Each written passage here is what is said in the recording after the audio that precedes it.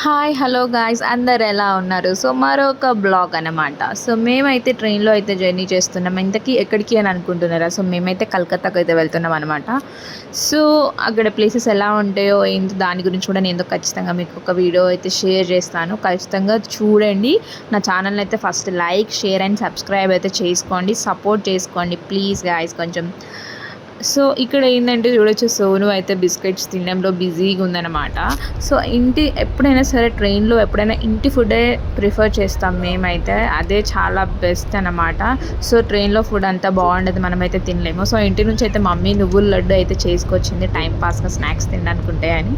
So అవైతే చాలా టేస్టీగా ఉండే. అండ్ సోను ఇక్కడ చూడొచ్చు ట్రైన్లో ఎలా ఉయ్యాలుగుతుందో. సో మా సోనుకి ఎప్పుడైనా సరే మేము ఎప్పుడు ఫ్రీక్వెంట్గా జర్నీస్ చేస్తూ ఉంటాం కాబట్టి సో ఇలా ట్రైన్లో ఉయ్యాలైతే కడతాం అనమాట. సో ఆమె కూడా కొంచెం టైం పాస్గా కూడా ఉంటుంది అండ్ ఒక్కొక్కసారి అందులో నిద్రపోతుంది కూడా. అండ్ ఇక్కడైతే నేను సోను అయితే బెలూన్స్తో గేమ్స్ అయితే ఆడుకుంటున్నాం. సో మా సోనుకి అయితే ఇలా ఎప్పుడు జర్నీలో ఏదో ఒక గేమ్స్ అయితే ఆడిపిస్తాం అనమాట.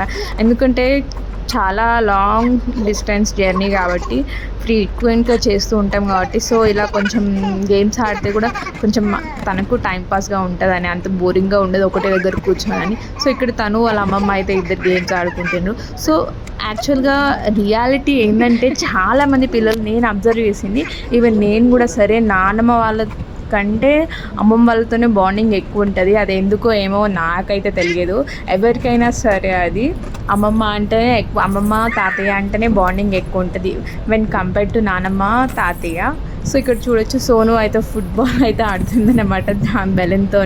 చాలా ఫన్నీగా అనిపించింది. మేమైతే చాలా అంటే చాలా ఎంజాయ్ చేసాము.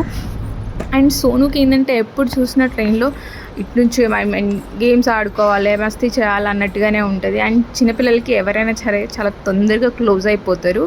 సో నా వీడియో కనుక మీకు నచ్చినట్టయితే please like share and subscribe అయితే చేసుకోండి. సో దీని గురించి పార్ట్ కలకత్తాలో ఐ మీన్ దిగిన తర్వాత అక్కడ ప్లేసెస్ ఎలా ఉంది, ఏం జరిగింది, హోటల్స్ ఎలా ఉన్నాయి అనేది అయితే నేను నెక్స్ట్ వీడియోలో అయితే చూపిస్తాను.